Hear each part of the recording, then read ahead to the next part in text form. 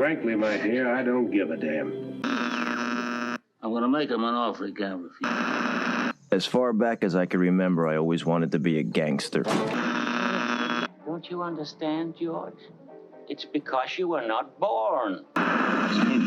Film church. Well, a boy's best friend is his mother.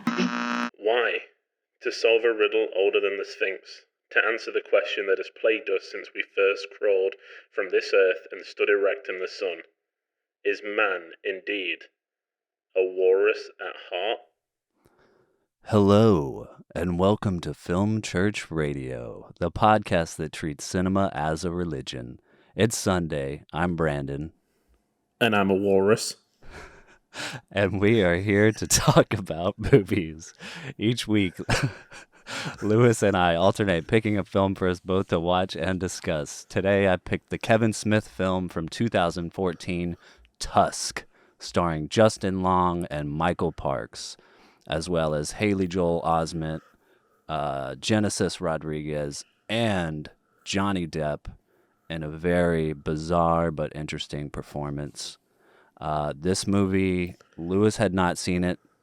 I've seen it a few times, and I'll just say that it is probably one of the most sickening movies that I've ever seen, but there's something about it that I still love. I think it's the performances, but we'll get into that as we discuss the episode here in a moment. First, we'd like to thank everyone who's been listening to the podcast and sending their love for the show. If you are new to the show and are enjoying it, please be sure to subscribe and hit the bell to be notified when a new episode is available. This is a film church, so we post episodes every Sunday. And if you really, really enjoy the show, please share it with your friends. You can find us on all the social media platforms at Film Church Radio, where you can leave us a comment or send us a message. We do have some extra content on our YouTube channel, so be sure to subscribe to that as well. We have a Doctor Strange MCU review on there that's not on our normal podcast, and we might be doing a Kenobi review soon. But yeah, we'd also like to say thank you to Philip, who did leave us a review recently, and it was really awesome to see for both of us. Now, before we get into this movie, Tusk, we like to discuss the films we've been watching this week. So, Lewis, what you been watching? I've been watching quite a variety of things. So, a few weeks ago, I had the honor of seeing Paul McCartney in concert. And the preceding the days after that, I was like, I need to watch some more, some Beatles stuff. And yeah, I'd recently watched the Get Back documentary. Yeah. So I put in A Hard Day's Night, which I'd never seen before. The peak of Beatlemania, I think. Yeah. And the story isn't great. Yeah. And it's very kind of slapstick and, 60s humor. But it's just so great to see the Fab Four kind of just at their peak. Yeah, definitely. Just doing what they do. The musical numbers are the best part. There's 5 instances where it's just the music and it's just this rocks. Yeah, I might have watched that one recently. I watched one of them recently because I've been obsessing over the Beatles lately as well after the Get Back documentary. But it's like you said, it's black and white, right? Mm-hmm. And yeah, is there one where Ringo is playing the drums and singing? There's a song where he does that in the... Potentially. Ringo's part in it is that he doesn't think that he's good enough. Yeah. And he kind of goes wandering on his own. Yeah. But it's not... we might not be talking about the same movie then. It could be. Yeah. Is it more... Is it like a documentary or is it one of their movies? It's one of their movies. Oh, okay. Then I don't think it is, because I think the one I watched was a documentary. Oh, okay. From back then. Yeah. But I would like to go through all of their movies. Yeah, it's one that kind of... I know it's on Criterion, so it's kind of widely available. Yeah. And it was just kind of one of the ones I could get free through streaming at the moment, so I was like, I'm going to watch it. Nice. How was Paul McCartney in concert? He's Amazing. So I'm good. sure. Yeah. Pretty moving, like just being like, I am in the same room as a Beatle right now. Yeah. You know, That's got to be crazy. wild. And then he Wild played film. Live and Let Die, which is my favorite Bond theme. Oh, really? Yeah, that thing is incredible. I love that song. So that was the highlight of the night. That's awesome. And film related.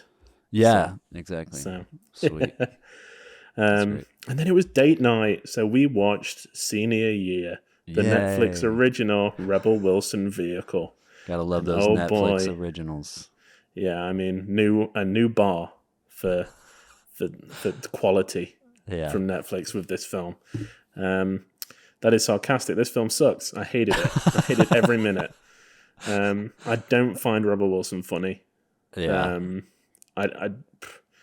It's just the premise is as ridiculous as you would expect, Yeah. and it's you could tell from the first minute what was going to happen. Yeah. It just wasn't. Just didn't hit. Yeah, it just wasn't funny for me at all. Yeah. And it's bad when you pause it and you're like 25 minutes in, and you're like, I feel like I'm at the end already. Like I feel like I've seen enough.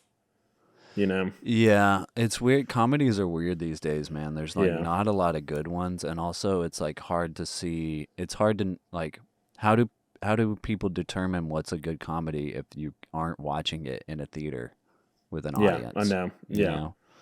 I feel like too many times it reverts back to, like sexual jokes and Yeah.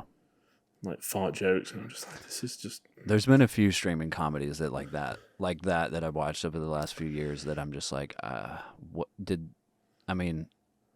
who greenlit this? And also, Yeah. did you not screen it for anyone before releasing it to like make it better? exactly. Yeah. It did have Betty Brant from the Spider-Man films playing her younger self, Okay. who was likable for all of 2 minutes, and then Yeah. she decided that being popular was more important. And he just I hate this character. I just hate it. You know, it's just I think it's awful. Don't watch it. After what Netflix have been doing recently, don't give them any of your money. Yeah. Go to Hulu, go to HBO, somewhere Yeah. with some quality. That's a Lewis Film Church radio recommendation. And then a few days after, we watched. I want to try and speed this up because I know I've been talking for a while. We watched The Northman, which I know you've seen. Yes. And it finally, we finally got a chance to see it. I really liked it. Yeah. I like the way that the director moves his camera, and it could so easily have been one of those films where you're not quite sure, when the fight scenes are happening, the camera's moving all the time, but he just places it in such a way that it never distracts from the story or Right. gets in the way, if that makes any sense. Yeah. And the story is so simple, but I think all the performances are really great. They kind of commit to this time period as you would expect. Yeah. I loved it. I thought it was great, and it's a shame that it didn't do bigger business, but I know it cost a ton. So I'm not surprised it hasn't done millions and millions worth of profit. Yeah. I mean, it seems to be pretty popular, but I guess because the budget was so high, it's hard for them to make that money back. But I loved it. I mean, I know you've seen it. What did you think? Yeah, I loved it a lot. Like it was, like you said, it was, it's just a fun movie. I mean, it's just like your action-packed fun movie. I mentioned in the episode where I had said I'd seen it that Alamo Drafthouse kind of summed it up perfectly by calling it Norse-ploitation. And that's what it is. It's just like it's just like your action-packed Norse mythology. Yeah. Like I don't know. Yeah. No, I know what you mean. Yeah, it's just like it's I'm trying to find the perfect word for it, but it's like yeah, and there's just those sprinkles of like weirdness in there. Mm-hmm. And the Ethan Hawke is just phenomenal. I know that you're going to talk about Ethan Hawke probably a little bit in a minute. Yeah. But he's great. I mean, when I watch anything with Ethan Hawke, I'm like, I really want to go and watch all the stuff he did with Linklater because it's he just does it so well. He does good work. He sure does, and he's good in it. And then we went to see Top Gun Maverick because it is everywhere right now. Yeah. And I hate the first Top Gun. Yeah. Hate's a strong word. I feel like because I've talked about senior year, I'm very violent. I it just like doesn't age the well, Top I Gun. think. No. I haven't seen Top Gun, but it seems When they the- announced this, me and Chelsea watched it, and there's no real like story. yeah. It's just, I don't know what it is. I don't know why it kind of resonated with people the way it did. It's plain exploitation. That's right. Or jet exploitation. And it doesn't help. I told Chelsea this just before we watched the Top Gun Maverick, but when I was at university in the first year, I bought Top Gun to watch because I'd never seen it. And I was like, I'm going to watch Top Gun. And I got about halfway through and I went into the kitchen to get a drink and my flatmate was in there. He was like, oh, what are you doing? I was like, I'm watching Top Gun. And he was like, has Goose died yet? And I was like, no. Like, I had never seen this film before, didn't know anything about it. So I didn't watch the end of it then. But then me and Chelsea watched it all the way through and yeah, it's not good. But this is amazing. Is it really? I It's mean, that's what I like- keep seeing, but like coming Yeah. from you, I'm like, really? Is it though? Yeah. I mean, Okay. Tom Cruise is just like movie star. Yeah. He's like one of the last sellable names. You can put him in anything and it'll sell tickets. Yeah. But it's got the character beats that I didn't think I needed. There was a point at the end where I nearly shed a tear. Wow. Yeah. It the got flying you. sequences. Yeah, the flying sequences are unbelievable. Yeah. Like there's about an hour at the end where I had to kind of like ungrip from the seat. I was so tense and into this film. Yeah. Again, there's lots of plot holes in it, and and the first hour was a bit slow and kind of setting everything up. But when they get in those planes, oh boy, it goes to like a different level, Yeah. and it's worth it. Yeah. Do Do I need to see the original to watch the new I mean, I know that I just gave a massive spoiler, but do you know kind of the bits that happened in the first one? one? No. Dang, I'm so sorry that I ruined it. Just like my flatmate It's okay. just forget I said anything about Duck anyone. died, right? Yeah, Duck died. But I mean, I think that's literally what The you only- need to know. Yeah. Yeah, dude. It's just like it's like going to see a blockbuster in the 90s. There's a Yeah. song by Lady Gaga at the end written specifically for it. There's like the big action set pieces. There's like a movie star. It was like being transported back to the 90s and seeing a summer blockbuster again. Yeah, it almost makes me wish that Tom Cruise, I mean, maybe he will do this later in his life. I mean, he's already getting pretty old, I He's think. 60. Wow, that's crazy. Yeah, I know. I wish that he would like these movie stars that knew what it was like, would produce some films like this, Yeah. because it's like, yeah, people do, they do original songs for like, the Disney movies Bond, or yeah. James Bond, but like not a movie about, fighter pilots. Yeah, exactly. Yeah. And I feel like this film should not have worked at all. And it worked so well. Yeah. So, I'm I mean, going to have to see it just based on. dude, yeah. Try and see it on the biggest screen you can. Okay. Because it's big, it's loud, it's... Yeah. Meant to be the way that Tom Cruise intended. Exactly. Yeah. Damn Tom Cruise.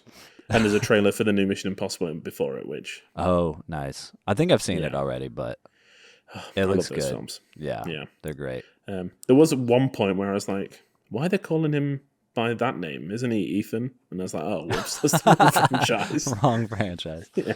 Nice.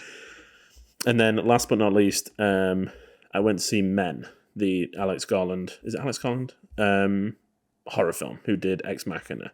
Yeah. His new kind of horror film. It was showing in one of the cinemas near me. I went at 9:50 in the morning and I was the only one there.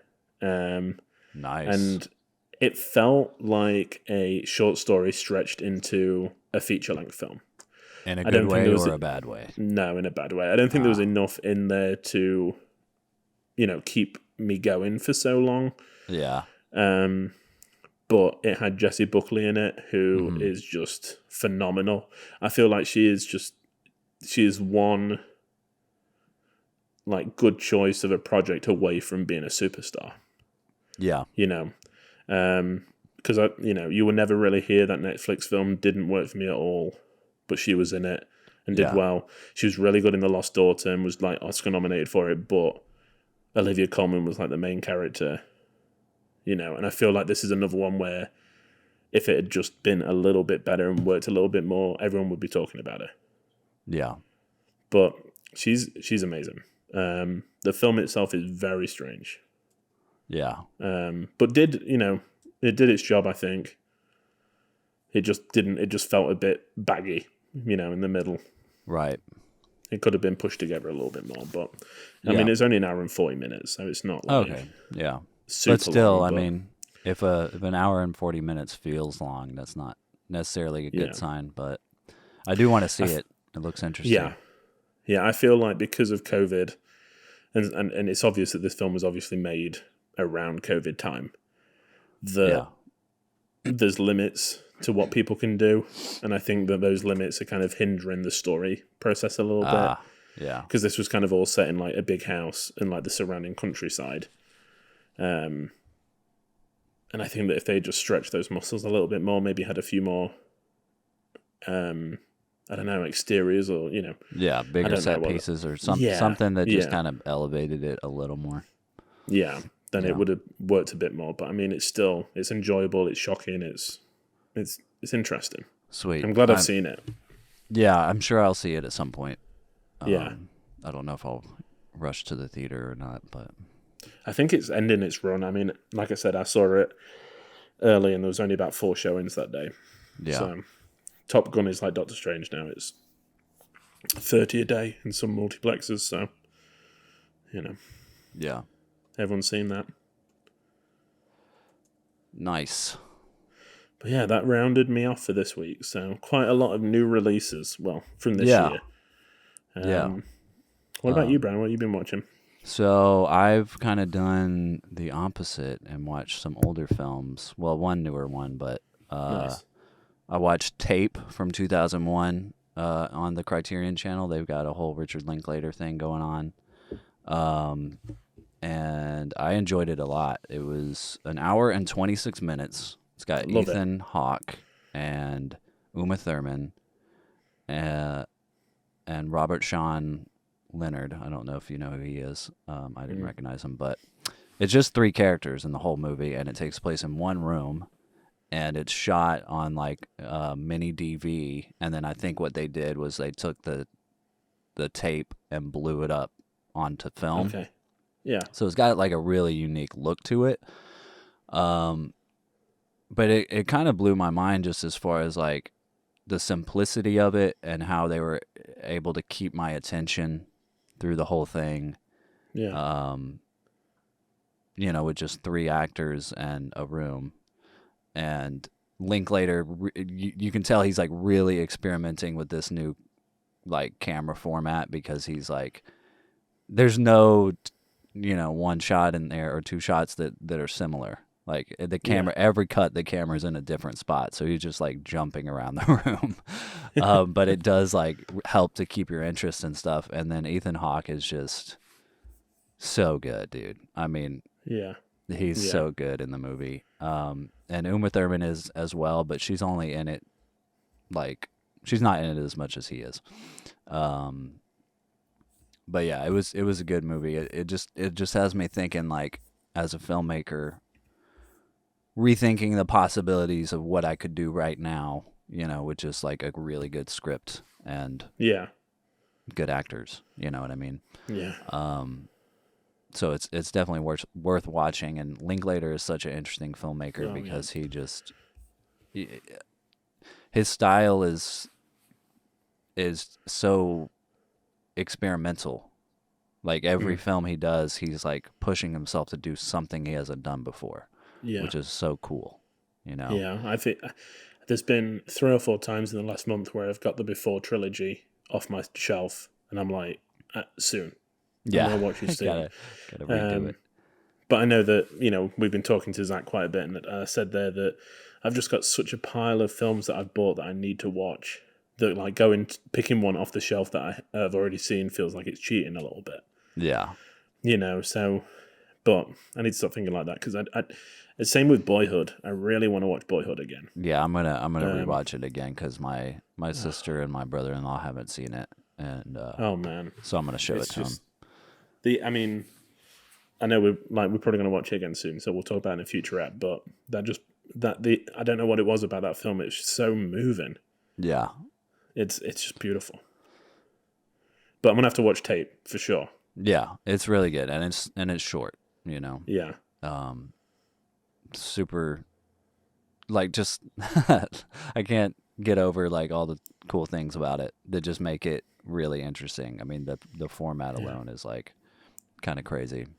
Yeah. But yeah, then I watched Smooth Talk from 1985, also on Criterion Channel. Just kind of picked a random movie. It's got Laura Dern in it. Nice. Have you seen it? I haven't. It got a disc release from Criterion, I think, last year. Oh, okay, nice. So it's there. It's a good movie. It's really made well. It's kind of like a Me Too movie, before its time, I guess. Yeah. But it is sinister AF, dude. Like, nice. It is like so creepy in like a way that they don't ever show you anything, but like there's like a character that like brings this like presence, in the way that the filmmaking, like the way they shoot it and the way the scene draws out, it is intense. Nice. Without doing much, you know what I mean? So it was good, and it also has Treat Williams in it. So he I didn't realize even when I was watching it, but he's the guy that from Once Upon a Time in America that like plays the politician that they like poured the gasoline on and stuff. Yeah. So he's like kind of the sinister person in the movie. And he does a really good job of being evil. Nice. But yeah, it was it was good, but it's like not exactly your lighthearted film. Yeah. And then I watched Pig from last year with Nicolas Cage. I'd kind of been on my list. And it was really good. Like, it's a good movie. Very interesting, well made. Yeah. He gives a really great performance. I think I gave it like 4 out of 5. But, yeah. Yeah, I mean, definitely worth watching, especially if you love Nicolas Cage. Surprised he didn't get nominated, for Best Actor, but I don't know. This year was weird. And then I watched Buffalo 66 from 1998. I don't think I've ever heard of this movie. Yeah. So like, I haven't either. I haven't either. Yeah. So it has Vincent Gallo in it.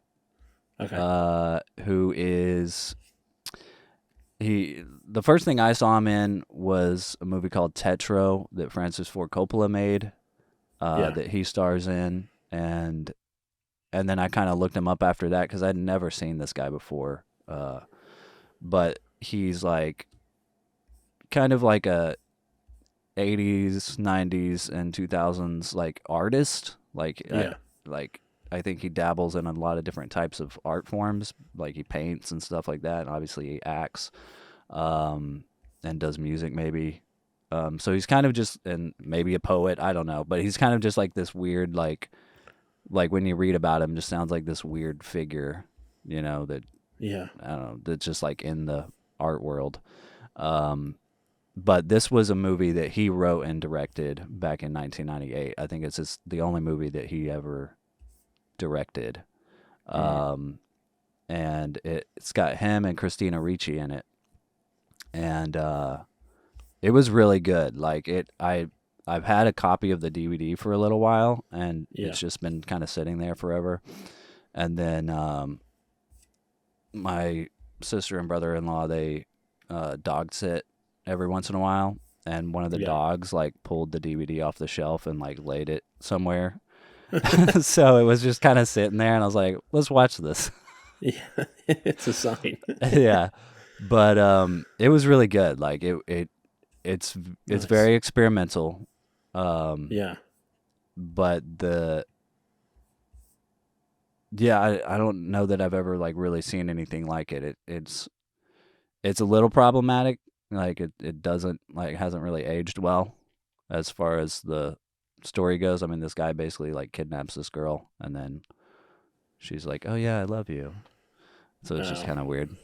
yeah, But like it's the way that it's shot, the acting, the performances, the filmmaking style. Like I really liked the Good. package of it, I guess. yeah. You know, I think it's a movie that I'm gonna watch a few more times for sure.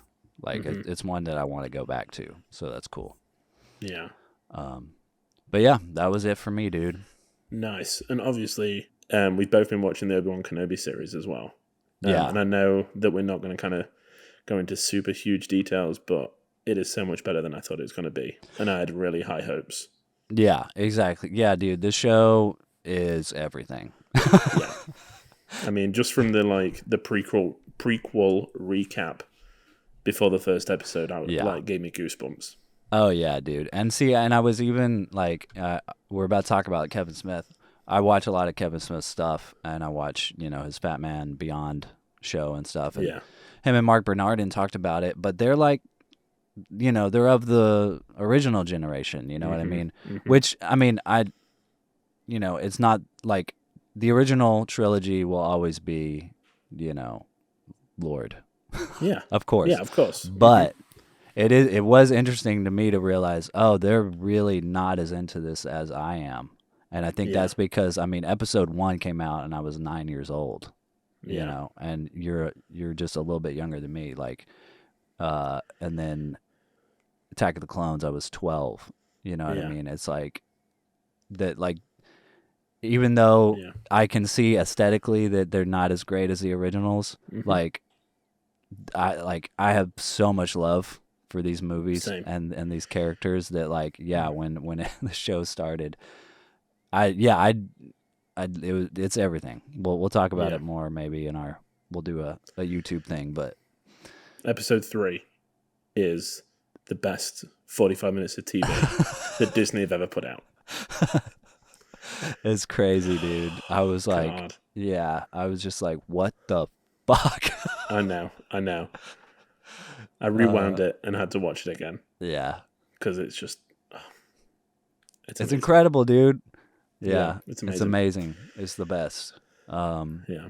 But yeah, look out for a full review from Lewis and I. Oh, yeah. When it Can't ends. But that brings us to the meat of the show. Dun, dun, dun, dun. The mackerel of the show. Yes.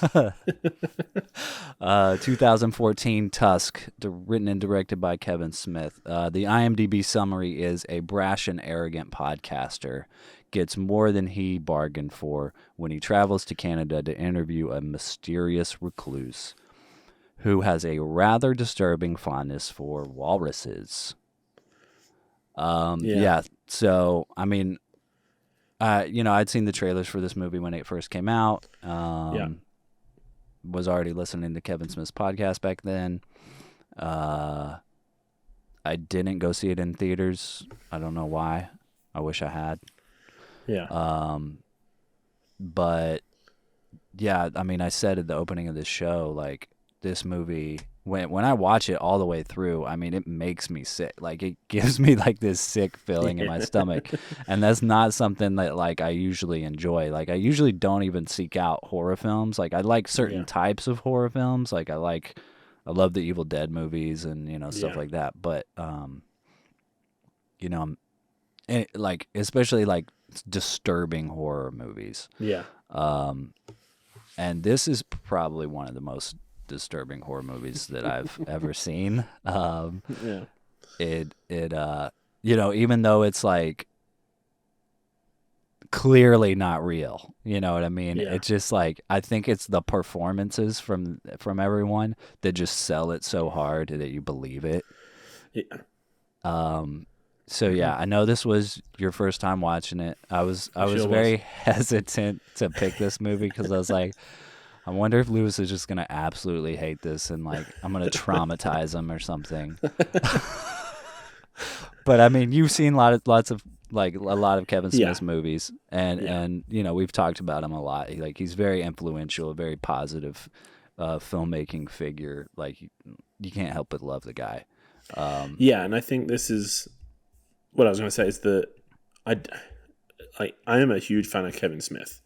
You know, we both watched a lot of his films, but I think my Kevin Smith like fandom is directed more towards the Clerks, Mallrats, you know, Jay and Silent Bob stuff. Yeah.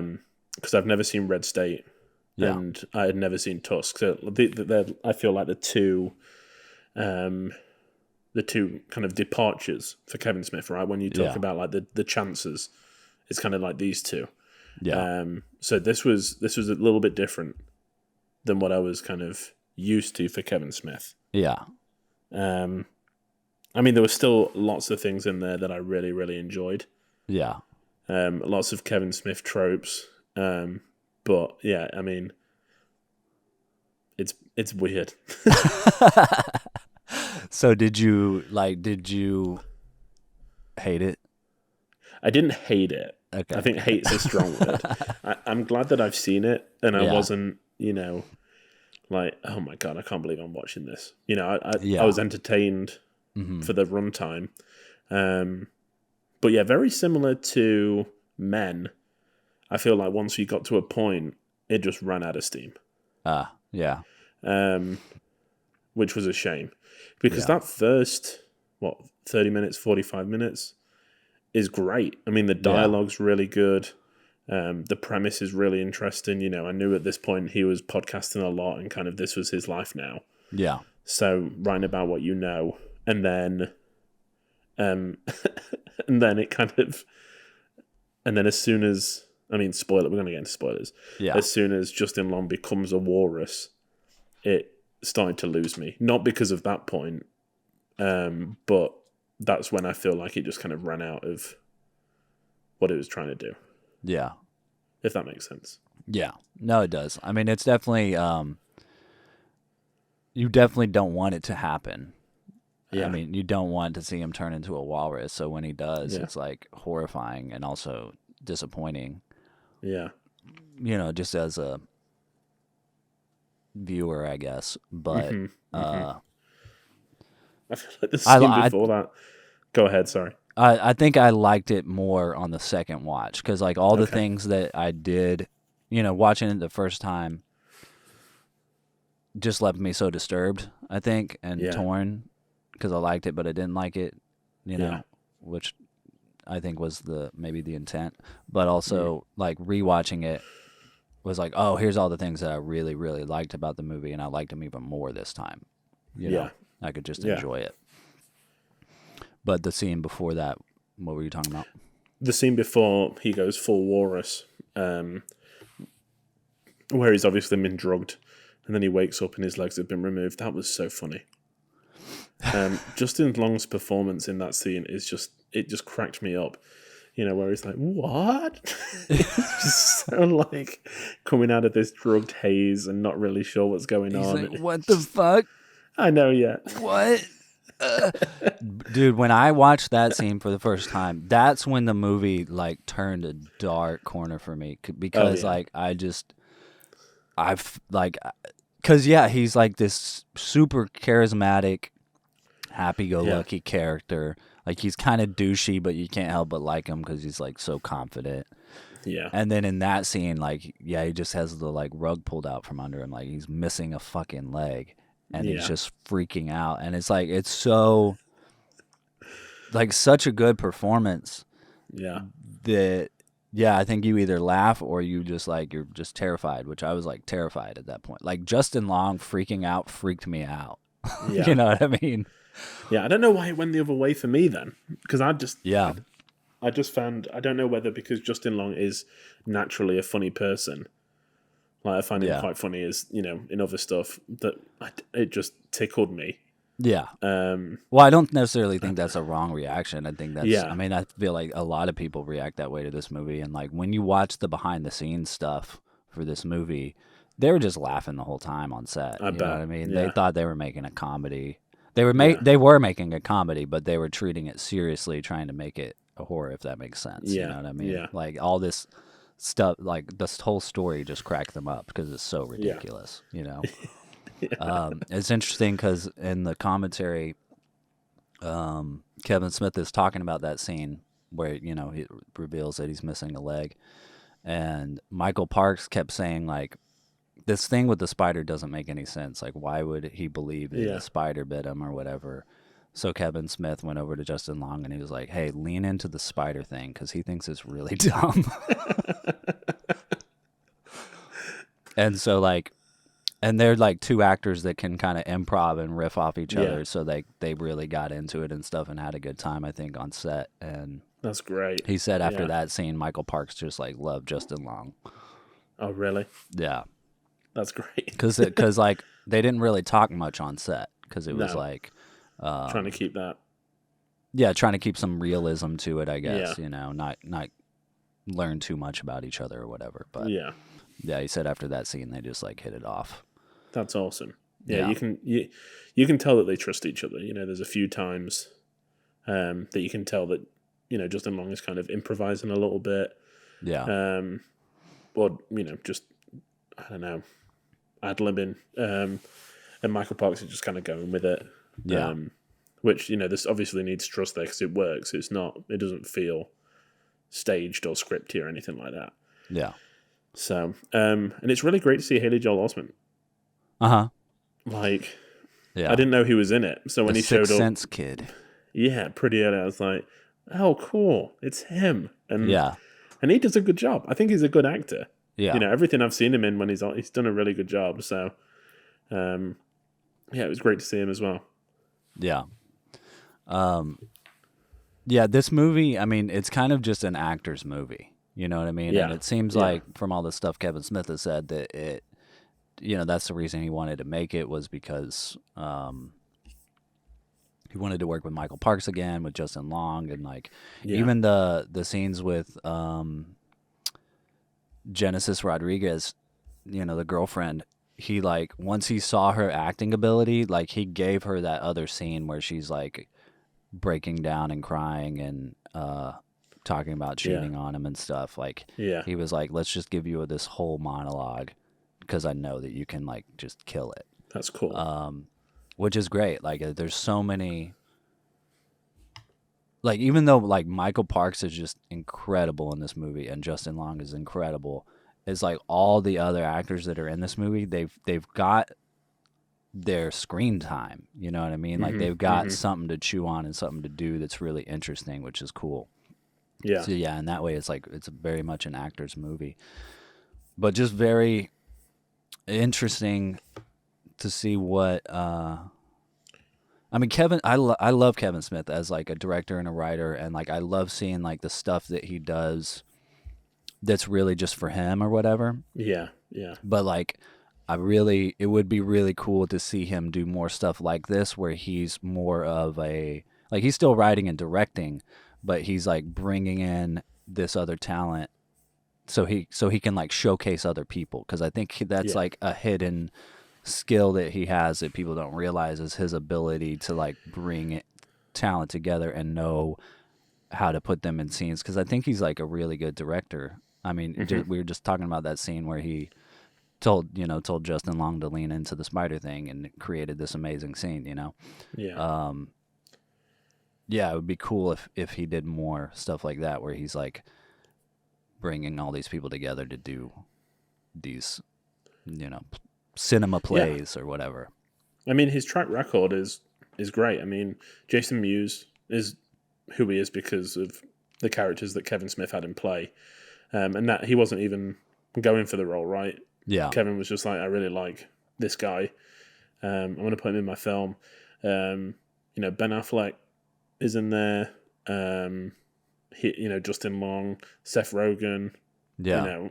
Not that he discovered Seth Rogen, he was still quite big, but all these people that kind of he helped on their way up. Yeah. He is a really good director of actors, like you said, and I really enjoy when it is dialogue heavy. When there's those scenes that the characters just get to talk to each other, they're great. Yeah, they're really great. Yeah, and I mean, like you said earlier, the first 30 minutes of the film, or like the opening or whatever, before he like is totally turned into the walrus and Justin Long can't speak anymore. Like all the scenes with Justin Long and Michael Parks, like you can just eat them up. You know what I mean? Like the scene, like when he comes to the house for the first time and they're sitting there just having a conversation and sipping the tea. Like, it's just so good. Like, it is. It's just two actors talking, and it's shot in a beautiful way. You know what I mean? Mm-hmm. Like it's like the cinematography is elevated. It's like it's not that like the cinematography is horrible in Kevin Smith's other movies or anything, but it's like widescreen. Like where it's usually his other movies aren't. So yeah, it does feel very different. And those scenes were like what I really enjoyed on the rewatch. And then,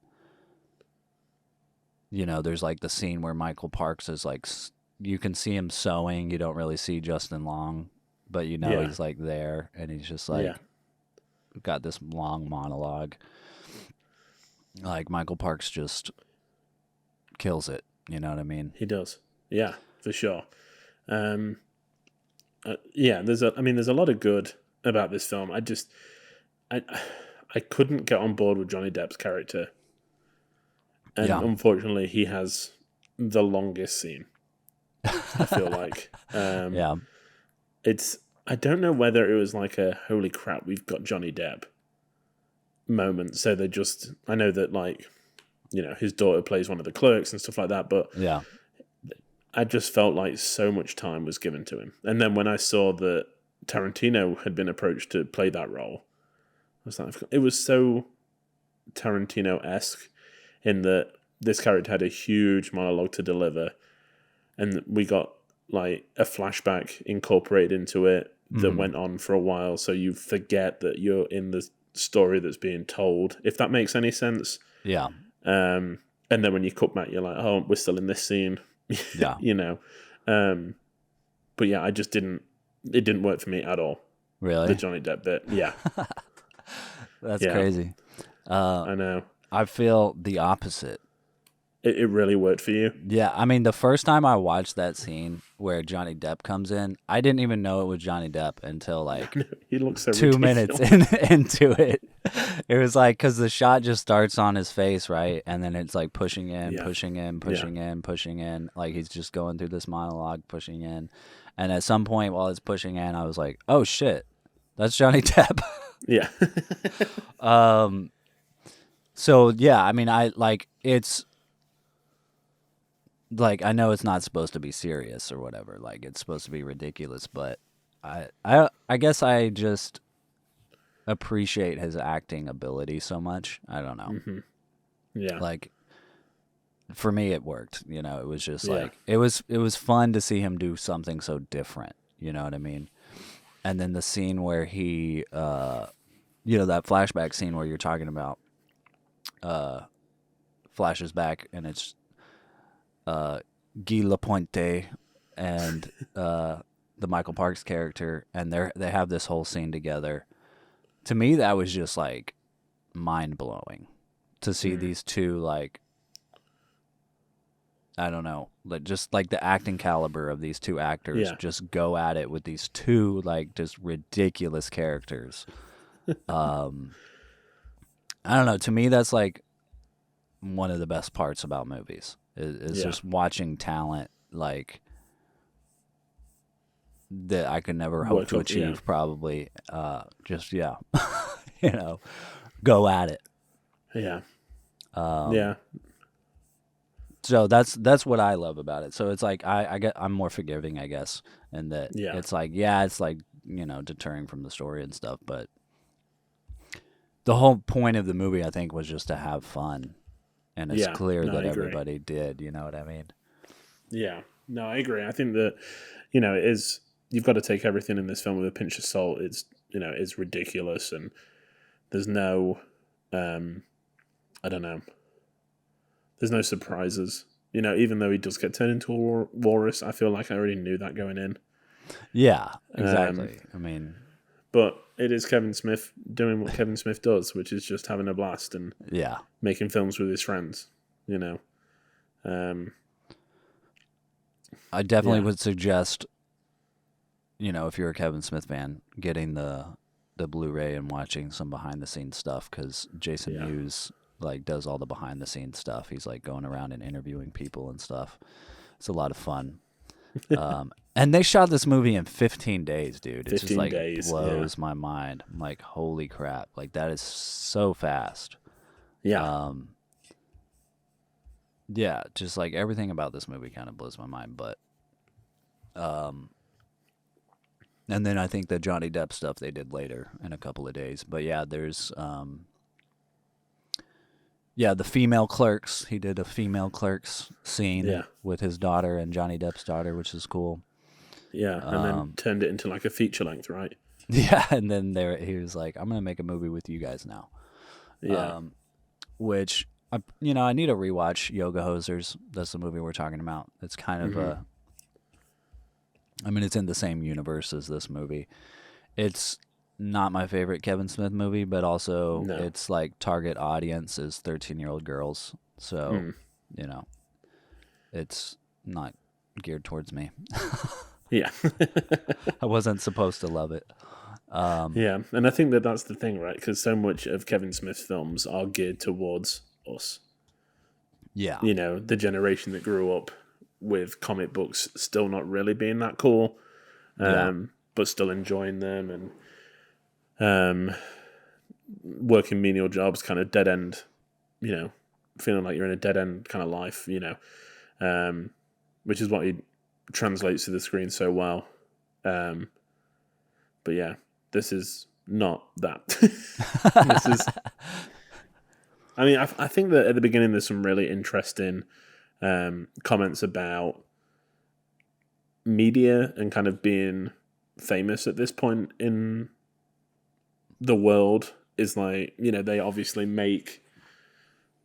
have a job out of making people look ridiculous and profit from it and making fun of other people. Which Kevin Smith has never, in my eyes, been like that. I don't feel like he's ever malicious. Everything comes from a place of love. Mm-hmm. So maybe that's kind of just some projection about how he feels being a podcaster. Yeah. Is that to really make it, you've got to be mean and horrible and, not what he is. Right. Yeah. Maybe. He is very self-critical. He is really self-critical.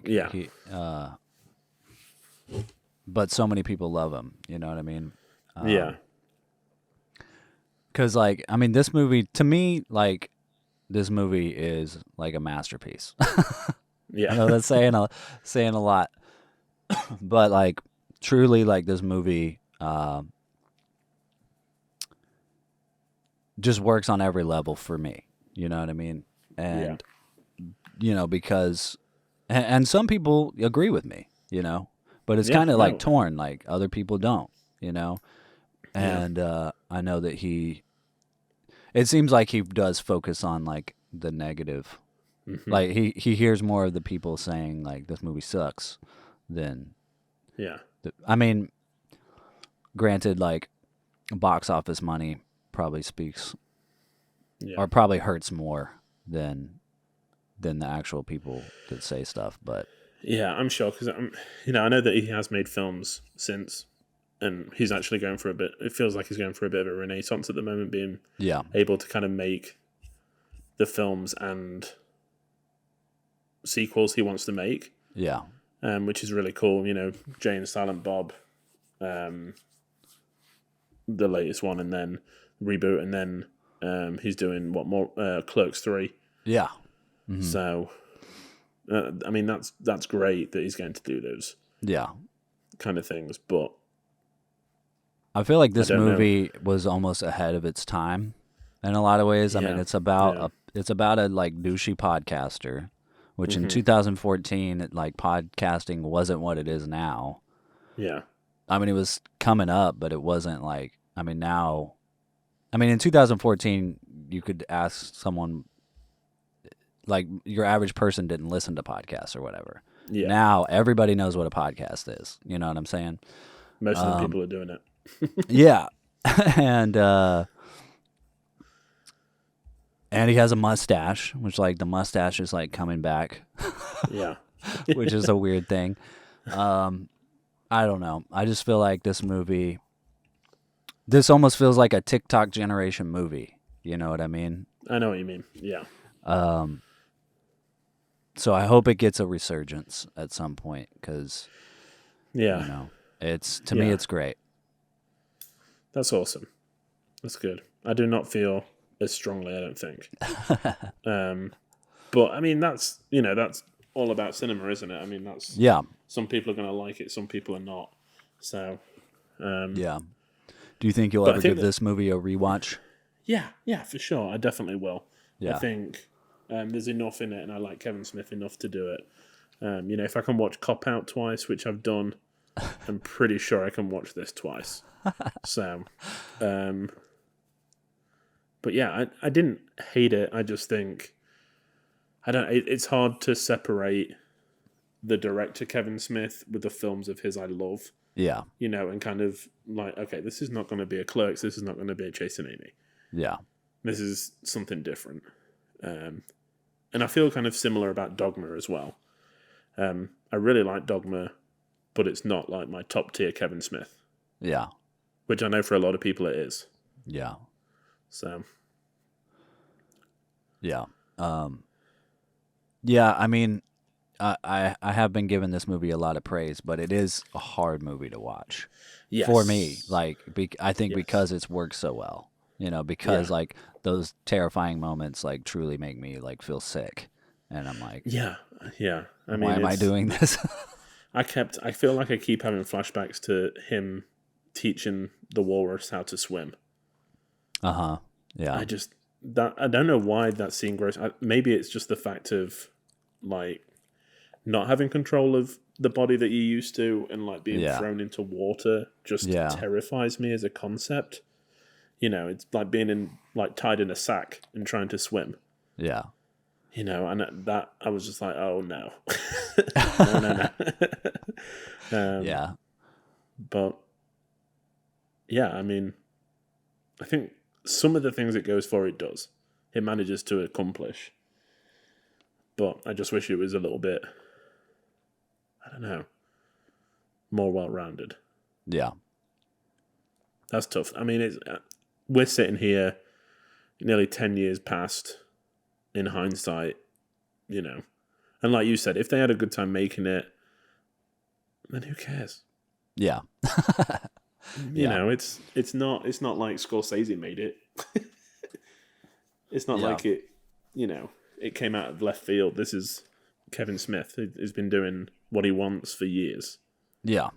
So, I'm sure in one of his books he talks about the fact that, Cop Out was for a studio, and he's like, I didn't enjoy it. I hated it. I'm not doing it again. Yeah. So. Yeah, I mean, he also didn't think he was going to go back to filmmaking after Red State. Yeah. And because he was doing it, like he was just doing podcasting, like he was making money doing that. And this came about from a podcast episode, which you can hear the clip of it in the credits at the end. Yeah. I mean, basically him and his friend Scott Mosier read the listing. There was like a real listing for a guy looking for someone to rent a room, but they had to wear a walrus costume.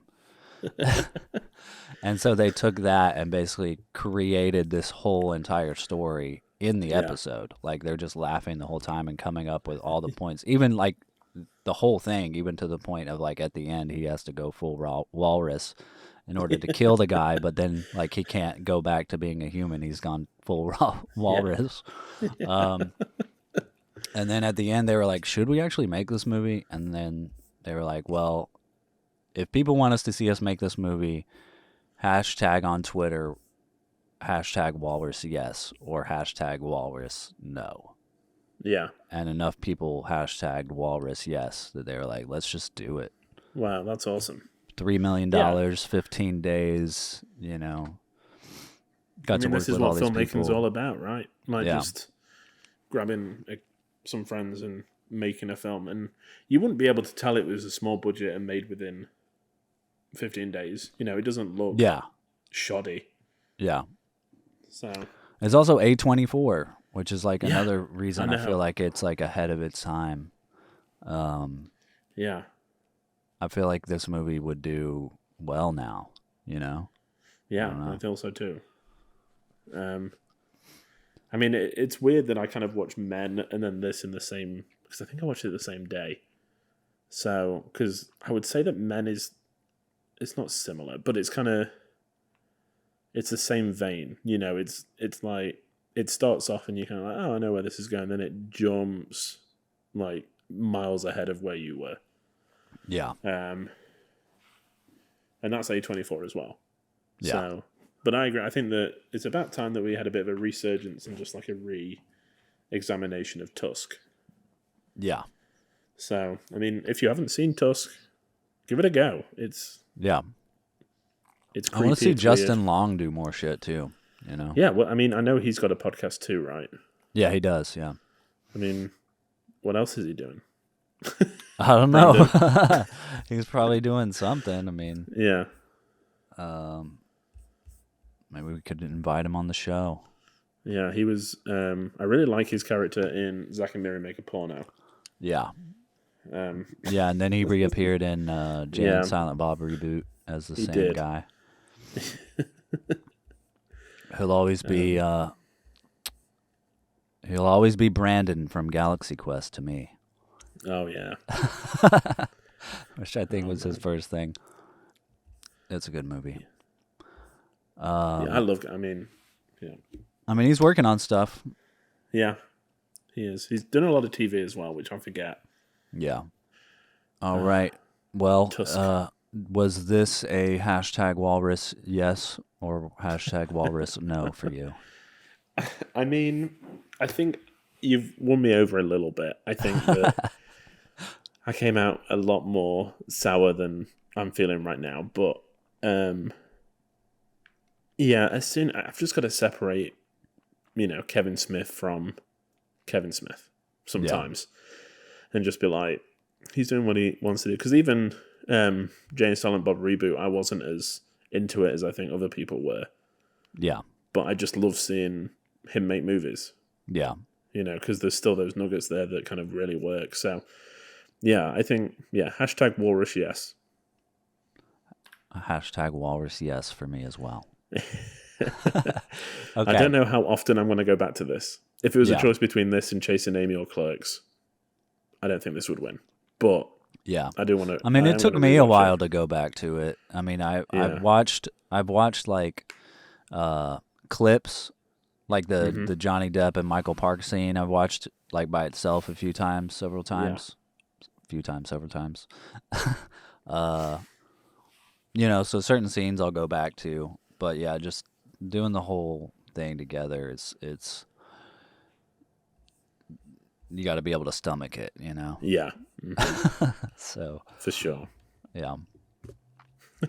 But yeah, that was Tusk, ladies and gentlemen. Yeah.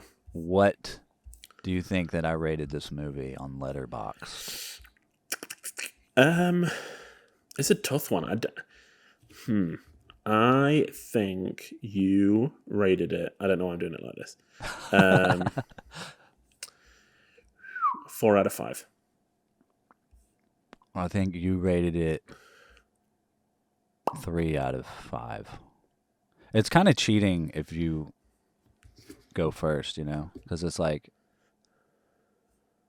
Like if I know that you rated or you think that I rated it 4, I'm like, okay, you definitely rated it lower than 4. That's true. You know, Yeah. it's tricky. But it's a 5 out of 5 for me, dude. Oh, jeez. Man, we're both one off. It's a 2 out of 5. Oh shit. That was, I mean, that was my end of the film knee-jerk reaction Yeah. to it. That was like, nah. Well, also this was my, like, I don't know, second or third watch. Yeah. And it probably wouldn't have been a 5 out of 5 first time I watched it, but it's gotten there now, I think. Yeah. Wow. Wow, that's awesome. Maybe we need to watch it together next. Yeah. Because I feel like it is one of those films where if you're with people, it enhances it. You know, I watched this after taking an exam, kind of lying on the couch. Yeah. So it wasn't like, I don't know, maybe I just wasn't in the right frame of mind for it. But yeah.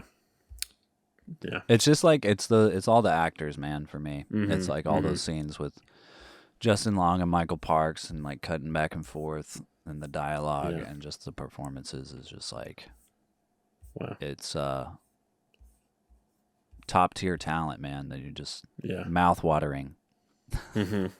Yeah. And I think that once I'm not so into the story or like the progression of the story, those scenes will work better for me. You know, yeah. Maybe it's just that first watch is always tough because you're like, okay, what's going to happen? You know? Yeah. Whereas the second time you can kind of sit and like relax into it. I always think of a Del Toro tweet where he's like, watching a film once is the same as kind of taking it out for dinner or a woman out for dinner, but watching it more than once is like properly dating it. Like you really don't know it until you watch it a few times. Yeah. And I always think about that when I come out of a film, I'm like, meh. I'm like, maybe I just need to see it a few times. Yeah. But, man, if I only had that time in the world, I would do it. But sometimes you can only afford to watch it once. Yeah. Speaking of watching films once. Yes. Or more than once. What are we watching next week, Lewis? Okay, so I have actually chosen a film that was released in a year that we were both alive. Can you believe it? I can't. Normally it's like a 1920 film or something. 1964. I have chosen a film from 1999, which I cheated a little bit. I went on your letterbox and kind of had a look through your to watch list. Oh, nice. And had a look if there was any in there that I had also been waiting to watch. Yeah. And there was. So next week we are going to be watching the 1999 film starring Matthew Broderick and Reese Witherspoon, Election, directed by Alexander Payne. Interesting. I'm trying to remember when and why I put this on my watch list, but I think my aunt suggested this. Nice. She loves Reese Witherspoon. I mean, me and Chelsea had been talking recently about Legally Blonde because we're talking about how much we enjoyed like courtroom films. And Chelsea was like, Legally Blonde's really good. And like, I thought she thought that I was going to be like dismissive of it, but I think Legally Blonde's really good. So, I haven't watched it in a long time, but and it just got me thinking about, I don't know, films from the 90s that I missed. You know? So this is one of them. Sweet. Yeah. I'm excited. Is it on anything? It's on Criterion Disc. Okay, nice. So it might be Criterion Channel. Or it says that it might be on Prime Video as well. So if you've got Prime, it might be on there. Yeah. But yeah, a comedy from the 90s. Look at me. I'm changing. Yeah, man. Changing it up. Picking something that's not a horror, dark. And I feel like we're far enough away from any kind of terrible election result that I can watch this in comfort and peace. Yeah. And not be annoyed if I see any tampering with ballots. So. Yeah. Sweet. Well, that'll be next week, folks. So tune in next Sunday.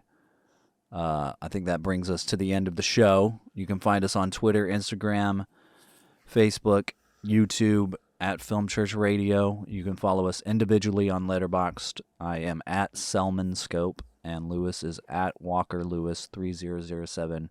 You can keep up with what we've been watching on there. See what's on our watch list, see what we've rated films. We also have all of our back episodes streaming on all good podcast platforms. Please leave us a rating and review and let us know if you like the film, and let us know what we should be watching. And with that, Lewis, never go full walrus. I'm going to stay away from Canada and not go looking for it, so don't worry. Sweet. All right, folks. Don't forget to say your Film Church prayers. Amen. Amen. Bye. Bye, everyone.